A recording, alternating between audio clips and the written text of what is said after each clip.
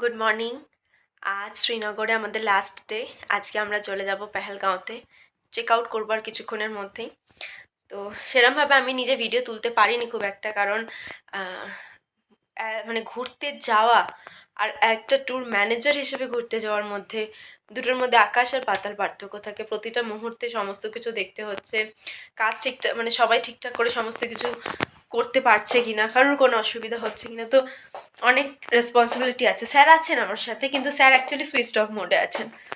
মানে আমি বারণ করেছি স্যারকে কিছু করতে, কারণ আমি বলেছি যে আমিই করবো, নয়তো আমি কী করে শিখবো, সেটাই হচ্ছে ব্যাপার। তো সেজন্য প্রচণ্ড ভালো করে ভিডিও তুলতে আমি পারিনি। আমি আগে হিটার অন করি ঘরে, তো অবস্থা খারাপ হয়ে যাচ্ছে ঠান্ডায়। এখন চলছে শ্রীনগরে 7 ডিগ্রি। কাল যখন আমরা পেহেলগাঁওতে গুলমার্গে গেছিলাম, বরফ পেয়েছি, তখন চলছিল -4। হ্যাঁ, মানে ভীষণই ঠান্ডা। মানে আমি ওখানে ভিডিও করতেই পারছি না, কারণ হচ্ছে আমি গ্লাভস পরে ফোন চালাতে পারছিলাম না। আর গ্লাভসটা একবার খুলেছি ফোনটা চালাবো বলে, আমি দেখলাম হাতটা প্রথমে লাল হলো, তারপর নীল হয়ে গেল হঠাৎ করে, মানে সেকেন্ডের মধ্যে হয়ে পুরো স্টিফ হয়ে গেছে, মনে হচ্ছে এক্ষুনি ফেটে হাতটা আমার বেরিয়ে যাবে। তো আমি আর ভয়তে আমি ওইসব কিছু মানে কিছু একটা হয়ে গেলে তখন চাপ হয়ে যাবে না, তাড়াতাড়ি করে আমি গ্লাভস পরে নিয়েছি। তাও যেটুখানি করাটা সম্ভব হয়েছে আমি করেছি, চেষ্টা করেছি। ভীষণ ভালো ঘুরেছি, খুব আনন্দ করেছি। আর এখন যাচ্ছি পেহেলগাঁওয়ের উদ্দেশ্যে, চেক আউট করবো। তো চলো, আমি আর বকবক করবো না, দেখা যাক পেহেলগাঁও কেমন হয়। আশা করছি তোমরা ব্লগ এনজয় করেছো, দেখতে থাকো। আমি তো কন্টিনিউ ব্লগ দেবো। মানে যখন আমি বলছি তখন আমি ব্লগ এখনও কিছু এডিট করতে পারিনি। রোজ বাড়িতে এসে প্রচণ্ড মানে হোটেলে এসে প্রচণ্ড টায়ার্ড হয়ে যেতাম, আর কিচ্ছু করতে ভালো লাগতো না। সেজন্য আমি সেরকমভাবে ভিডিও কন্টিনিউ করেছি, আমি কোনো কথা বলি কিছুই না, নিজেকে দেখাইনি। তো চলো, আর বকবক করবো না, এবার নিচে যাই, চেক আউট করি। চলো তাহলে, অন দ্য ওয়ে দেখা হচ্ছে। হ্যালো বন্ধুরা, চলে এসেছি আজ কাশ্মীর ভ্রমণের 4র্থ পর্ব নিয়ে। আজকে সকাল সকাল ব্রেকফাস্ট করে বেরিয়ে পড়েছিলাম পেহেলগাঁওয়ের উদ্দেশ্য। এন রুট আমাদের আইটেনারিতে ছিল স্যাফরন গার্ডেন, অ্যাপেল গার্ডেন আর ক্রিকেট ফ্যাক্টরি। ক্রিকেট ফ্যাক্টরিটা ঠিক না, ক্রিকেট ব্যাট ফ্যাক্টরি, সরি, ক্ষমা প্রার্থী। আমরা বেরিয়ে পড়েছি রাস্তায়। আর একটা মানে রাস্তাটা ভীষণই সুন্দর, যেটা আমাদের খুব ভালো লাগলো সেটা হচ্ছে যে কাশ্মীরের না, মানে আমাদের যিনি ড্রাইভার দাদা ছিলেন তিনি আমাদের বলছিলেন যে কাশ্মীর আপনি যে ঋতুতে আসবেন তার একটা অদ্ভুত সৌন্দর্য। শীতকালে আসুন, তখন কিছু পাতা ঝরে যায়, কিছু পাতা থাকে, পাতার রং চেঞ্জ হয়ে যায় গাছের পাতার, সে এক অদ্ভুত সৌন্দর্য। তার মধ্যে বরফ। আপনি যদি মার্চ এপ্রিলের সময় আসেন, সেই সময়তে টিউলিপ গার্ডেন দেখতে পারবে। মার্চ এপ্রিল তো সবচেয়ে বেস্ট সময়, কিন্তু মানে প্রতিটা সময়তেই আলাদা আলাদা ভাবে কাশ্মীরকে দেখা যায়, এবং প্রত্যেকটা সময়ের আলাদা সৌন্দর্য।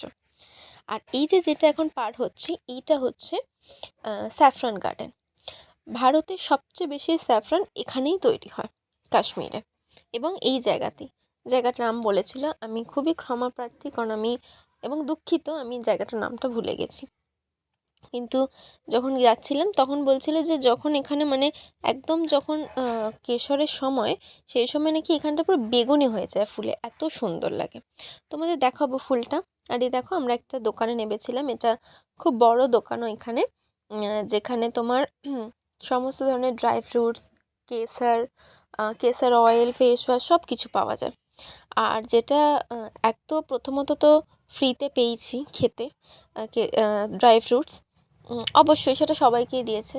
প্লাস দ্বিতীয়ত যেটা সুবিধা, সেটা যেহেতু ট্যুর ম্যানেজার, সেজন্য আরও বেশি বেশি ফ্রিতে পাওয়া গেছে খেতে। মানে ওখানে বসে বসেই যা হয় আর কি, ম্যাডাম থোড়া সা লিজিয়ে, কাওয়া টি পিজিয়ে।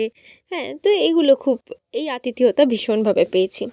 এবং আমার হয়তো সেরমভাবে কিছু কেনা হয়নি, কিন্তু আমাদের গ্রুপের সবাই প্রচুর ড্রাই ফ্রুটস কিনেছে, কারণ ড্রাই ফ্রুটস ভীষণ ভালো এই দোকানের। মানে এত ভালো, মানে খেয়েই বোঝা যাচ্ছে এত ভালো যে তোমরা নেবেই, হয়তো একটু দাম নিচ্ছে কিন্তু নেবে। এবং কেসারও কীরমভাবে কেসার চিনবে আসল কেসার, সেগুলোও পুরো দেখিয়ে দিচ্ছে। তো আমার খুবই ভালো লেগেছিলো। অনেকেই অনেক অনেক করে কেসার নিয়েছে। হ্যাঁ, প্রচণ্ড দাম, কেসারের দাম তো ভয়ঙ্কর, কিন্তু তুমি ভালো জিনিস নিতে গেলে একটু তো দাম লাগবেই না। আর এই দেখো, কেসারের ফুল, এই একটা ফুল থেকে মাত্র 2টো কেসার পাওয়া যায়। 300টা ফুল থেকে মাত্র 1 গ্রাম কেশর তৈরি হয়। মানে বুঝতে পারছো, 1 গ্রাম না 10 গ্রাম, মানে আমার ঠিক মনে পড়ছে না, মানে এই রকমই, সেই জন্যই এত দাম কেশরের। হ্যাঁ, সোনা ওই জন্যই বলে আর কি।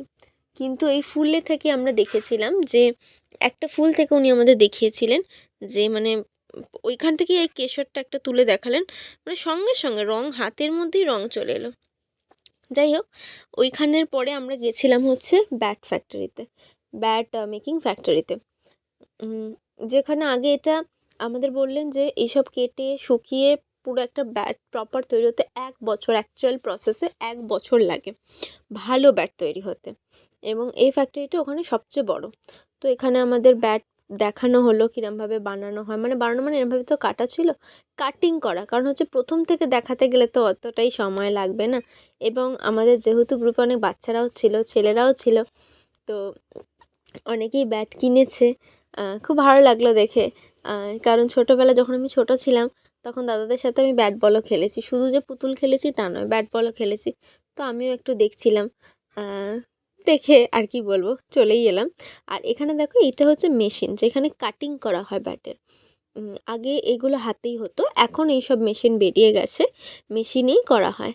তো এখানে আমাদের দেখাচ্ছিল যে কীরমভাবে কাটিং করা হয়, এগুলো তো বাট কাটিং করাই আছে, সেটা থেকেই দেখাচ্ছিল, কারণ নতুন থেকে দেখাতে গেলে এখন তো অনেক সমস্যা। তো দেখে খুব ভালো লাগলো, এবং ওই দোকানে দেখলাম ইরফান পাঠান স্যারের ছবি আছে, আরও অনেক ক্রিকেটারের ছবি ছিল, কিন্তু আমি ঠিক নাম বলতে মনে পড়ছে না, নামটাও আমার মনে নেই, তো সেই জন্য বলতে পারলাম না। কিন্তু ব্যাট যে কত ধরনের হয়, মানে আমরা এক ধরনের ব্যাটই জানি, কত ধরনের হয় সেগুলো এই দোকানে গিয়ে আমরা জানতে পারলাম। হ্যাঁ, অনেক বিভিন্ন ধরনের ডিজাইনের ব্যাট ছিল, কিন্তু মানে খুবই সুন্দর, খুবই সুন্দর, সেগুলো আমি আর ভিডিও তুলতে পারিনি, কারণ প্রচুর ব্যাটের ভ্যারাইটি ছিল, ভেতরে অত ফোন অ্যালাউও করছিল না ভিডিও তুলতে টুলতে দেওয়ার জন্য, আর সবাই ফটো ফটো তুলছিল, মানে ভিডিও তুলতে দেওয়ার জন্য ফোন অ্যালাউ করছিল, ইন দ্য সেন্স আমারও তো কাজ ছিল, তো সেই হিসেবে আমার আর হয়নি, কিন্তু সবাই তুলছিল দেখলাম, মানে অনেক ব্যাটের সবাই কিনেছে, কেউ কেউ একজন দুটো ব্যাট কিনেছেন, কারণ তার নিজের জন্য এবং তার বাড়ির ভাইয়ের জন্য। তো খুব ভালো লাগলো দেখে, ব্যাটের সাথে একটা ব্যাটের কভার ব্যাগও দিয়েছিল। যাই হোক, ব্যাট থেকে এবার বেরোই আর আসি আসল জায়গায়, সেটা হচ্ছে কাশ্মীরের আপেল। হ্যাঁ, এসে গেছি অ্যাপেল গার্ডেন্সে। একটু মনটাতে সংশয় ছিল যে অ্যাপেল পাবো কি পাবো না, কিন্তু না, সেই সংশয় দূর হয়ে গেল যখন অ্যাপেল গার্ডেন্সে গেলাম। প্রচুর আপেল, এবং সেই আপেল যখন টেস্ট করতে দিল, ও হা হা, সে আপেল খেয়ে মন প্রাণ সব ভরে গেছিলো, বিশ্বাস করো। ওই আপেলের টেস্ট মনে হয় কোনো দিনও আমি এখানে পাবো না, এত সুন্দর খেতে, এত মিষ্টি খেতে, যে কি বলবো। আর ওই যে বললাম যে ট্রাভেল ম্যানেজার হওয়ার, ট্যুর ম্যানেজার হওয়ার একটা খুব ভালো দিক আছে, ফ্রিতে পাবে। হ্যাঁ, আমি এমনিতেই ফ্রিতে হয়তো 2-3টা আপেল খেয়েই নিয়েছি, এমনি ফ্রিতে দিয়েছিল, খেতে টেস্ট করতে দিয়েছিল, অ্যাপেলের জ্যাম, অ্যাপেলের শুকনো আপেল চিপস, অ্যাপেল চিপস, সব কিছুই টেস্ট করতে দিয়েছিল, এবং মানে টেস্ট করতে মানে একটুখানি করে না, যথেষ্ট পরিমাণে। তো সেই খেয়েই আমার পেট ভরে গেছে। হ্যাঁ, আমি কিনে আনতে পারিনি সেরমভাবে, কারণ কীরমভাবে এই এক্সেস ব্যাগেজের বহু ঝামেলা হয়েছে প্লেনের মধ্যে, আর অত টাকা পয়সাও নিয়ে যাইনি যে আমি তো জানতামই হয়তো আমি সেরকমভাবে ঘুরতেই পারবো না, কিন্তু যাই হোক, ঘুরেছি, খেয়েওছি, মজাও করেছি। কিন্তু হ্যাঁ, আপেল পেয়েছি, এটা ভীষণ খুশির ব্যাপার, কারণ আমরা ভাবছিলাম হয়তো আপেল আমরা পাবো না। আর ওখানে এরকমও ব্যবস্থা ছিল, মানে এখানে তো রাখা আছেই, ওরা পেড়ে রেখেছে, আর তুমি যদি চাও নিজেও গাছ থেকে, মানে তুমি যদি বলো যে গাছ থেকে পেড়ে দিতে হবে, গাছ থেকেও পেড়ে ওরা দিয়ে দিচ্ছিলো।